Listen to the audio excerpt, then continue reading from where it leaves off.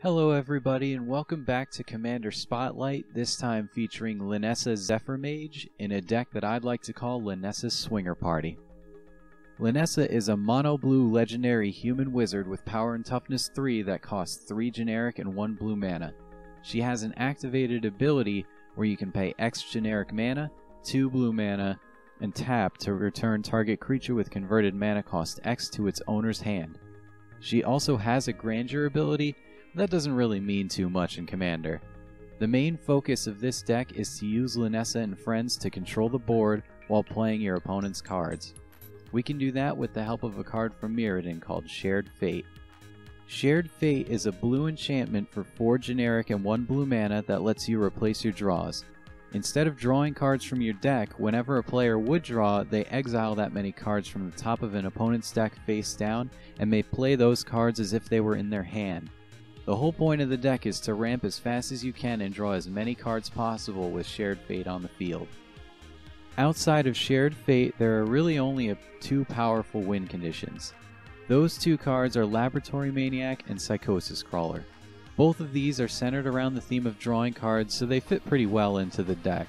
You can include more outs if need be, but be careful because with Shared Fate on the field, your opponents have access to your win conditions as well.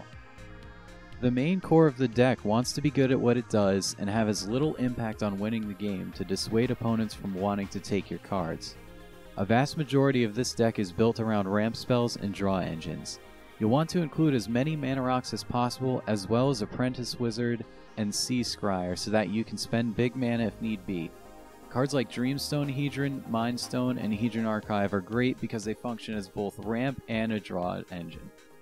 Since Shared Fate replaces each instance of drawing, all of the permanents that help players draw additional cards each turn are a must-have.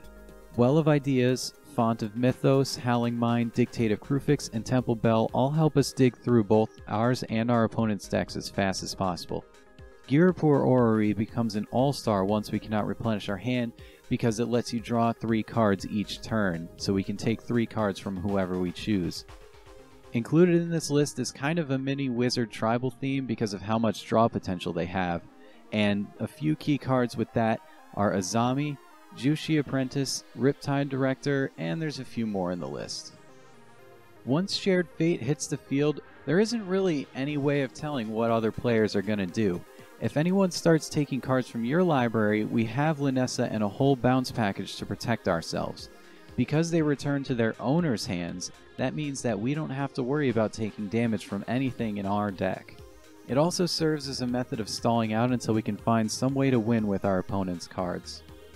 Shared Fate allows for lands exiled by it to be played, but that doesn't mean we have the ability to play anything once it hits the field. We want to stay mono blue because it means that there is less of a chance for an opponent to play our spells unless they have blue in their commander identity. There are, however, many options to tap for any color without having the mana symbols on the cards. Mana rocks like Darksteel Ingot and Felwar Stone, and lands like Exotic Orchard and Cascading Cataracts can help us tap for colors outside of Linessa's color identity so that we can be sure we're casting spells from any deck regardless of its colors.